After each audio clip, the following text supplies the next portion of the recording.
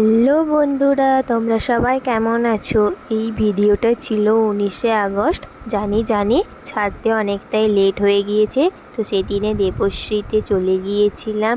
রূপকথা হাট বসেছিল, তো দেখো ভেতরে বেশ ভালোই ভিড় ছিল, আর জামা কাপড় থেকে শুরু করে সব কিছুই বসেছিল। তো এইটা ছিল কানের সেকশন, আর এখানে আমার মা শাড়ি দেখছিল। তো জিনিসের দাম ছিল আগুন, তাই একজোড়া কানের নিয়ে বেরিয়ে গিয়েছিলাম। তো চলো এরপর বাড়ি যাওয়া যাক। আর মনসা পূজার পরের দিন ছিল বলে চারিদিকে লাইট প্যান্ডেল ছিল। বাড়ি যাওয়ার সময় কিছু জিনিস নেওয়ার ছিল, তাই ঘরকন্যাতে চলে গিয়েছিলাম।